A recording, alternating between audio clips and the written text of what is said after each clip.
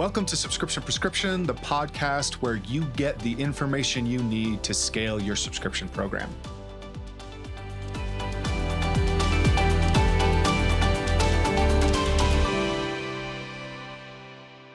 Hello and welcome to another dose of Subscription Prescription, the podcast where we help you figure out everything related to D2C subscriptions.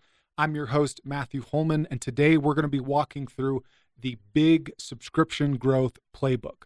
Now, this is the playbook that a lot of the biggest and fastest growing subscription brands on the planet are employing.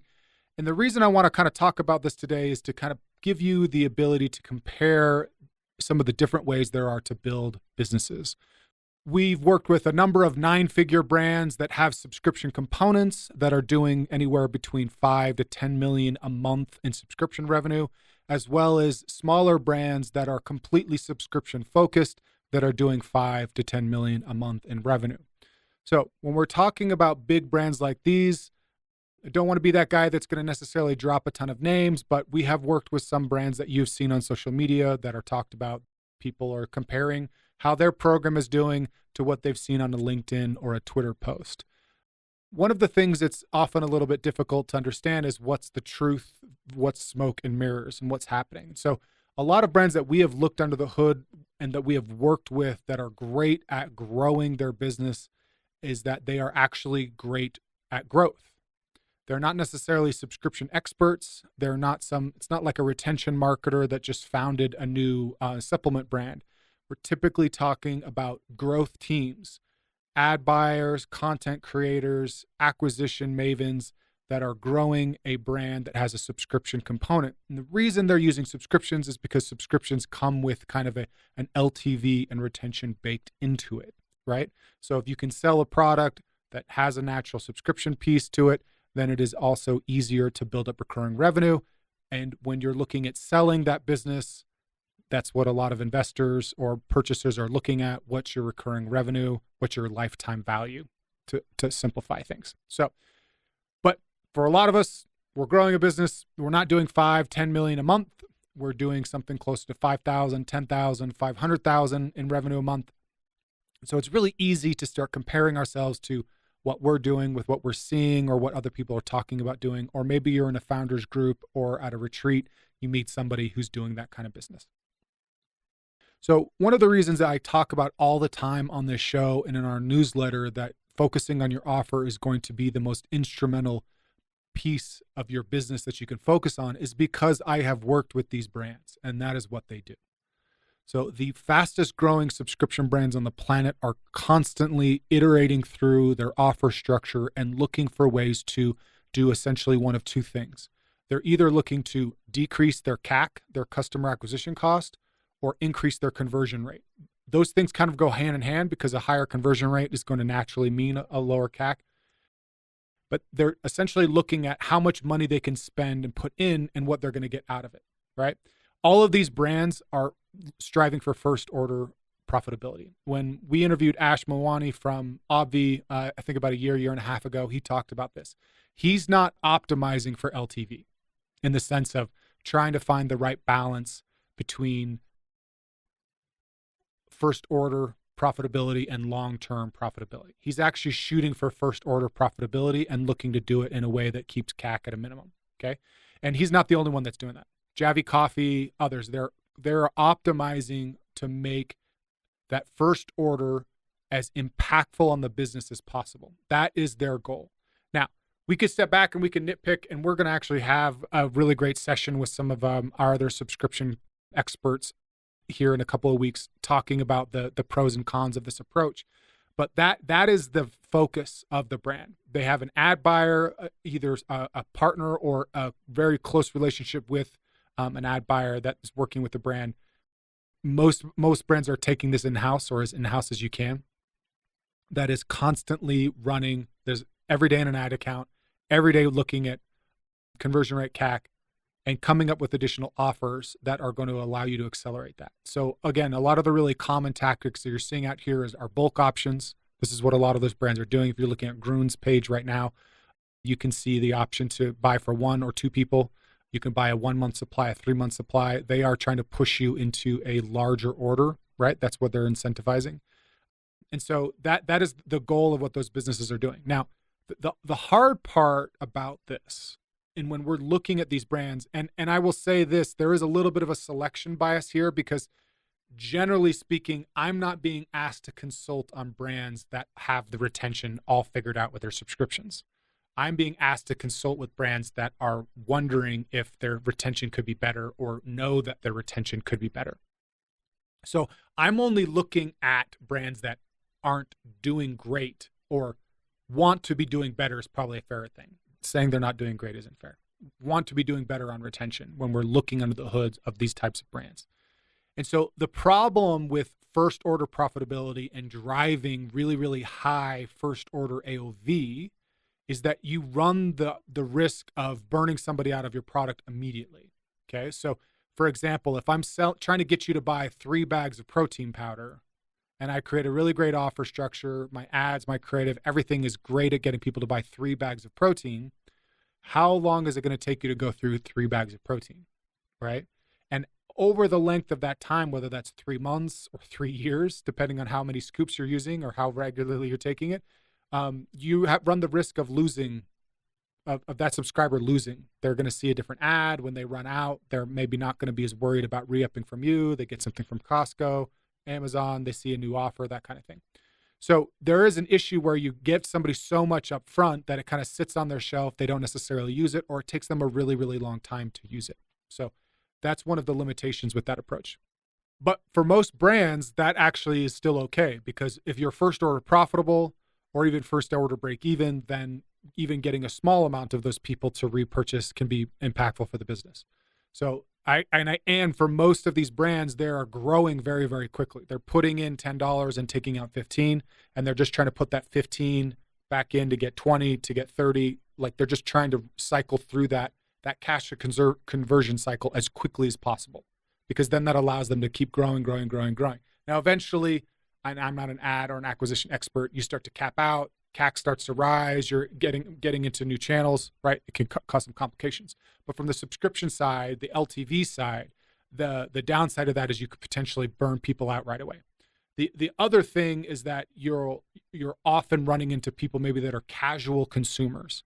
They've seen your product, they're interested in your product. Like, this is really big in the supplement space. We're seeing this like really, really massively around like hydration brands and stuff right now. They're popping up everywhere. Coffee is another really, really big one. There's just so many brands trying to do this, trying to crack the growth cycle for these types of brands, that you'll get people that maybe are just casual. So they come in, they try something, but they're moving on to the next thing.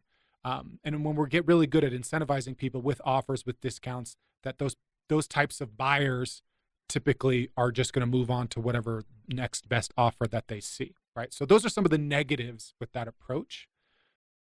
But again, the upside to that is that you can grow very quickly. I think it's easier to crack the retention side than it is the acquisition side. There's so much harder in trying to figure out ads and creative and your offer, the right product, that kind of thing. So the reason I bring all this up is because I wanted to point out a couple of key things that they're doing that's just a little bit different that I think you should be doing. And then let's talk a little bit about best practices from a subscription experience standpoint. So the first I'd mention this is offer testing. If you're looking at a brand, for an example, to kind of like steal from or borrow from, maybe from an inspiration standpoint, a brand that I love in this space is ButcherBox. ButcherBox is constantly testing things like free chicken wings for life, get a free turkey around Thanksgiving. They're constantly looking for new ways, fresh ways to try to get people excited. Okay, so that's one. Magic Mind is another, where they're looking at all these gifts and options that they're putting out there for new subscribers to come in.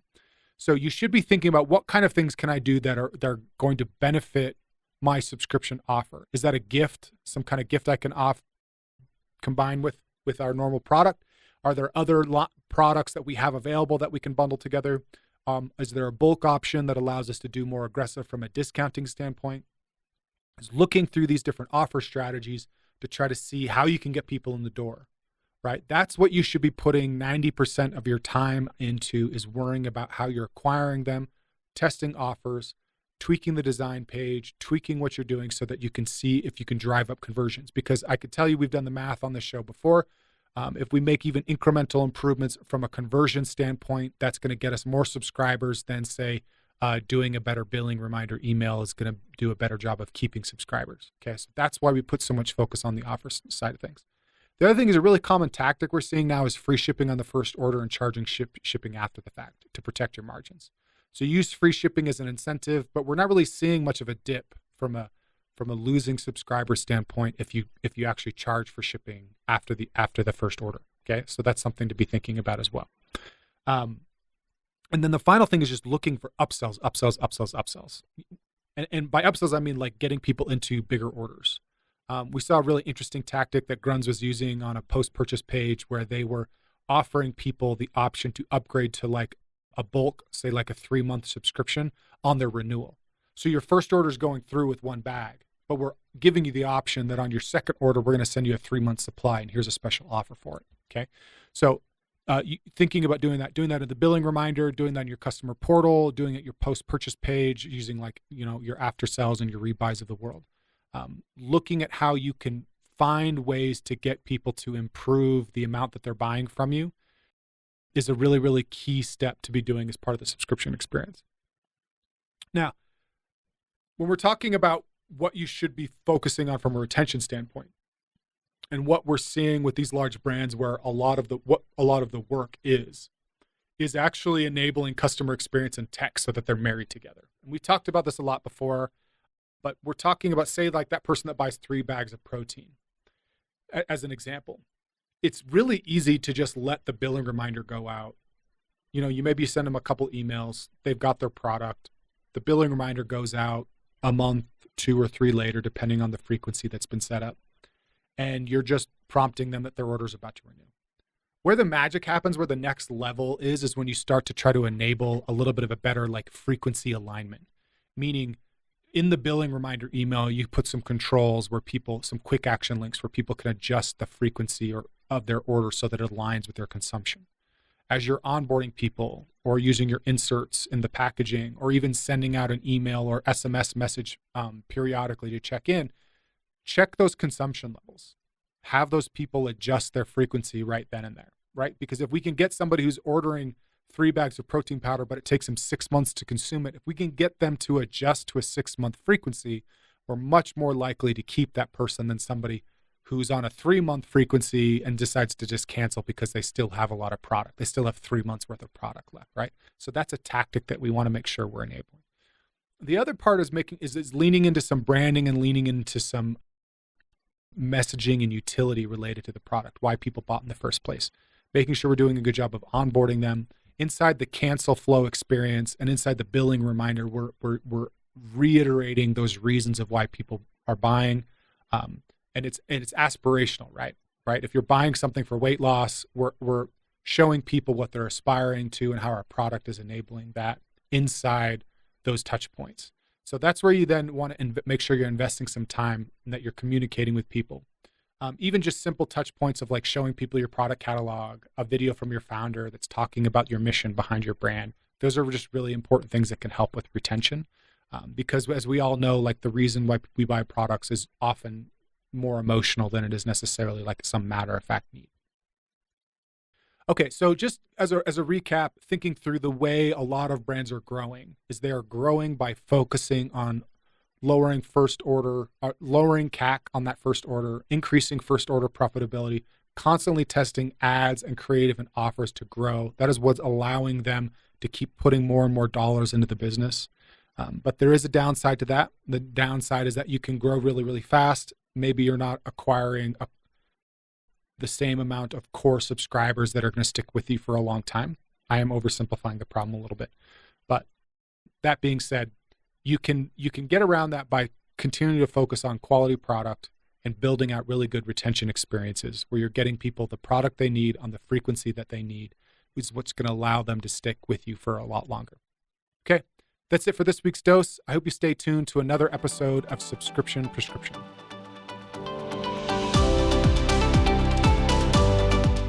That's it for today. Thank you for tuning in. Please subscribe so that you can get notified when new episodes come out each week on Tuesdays.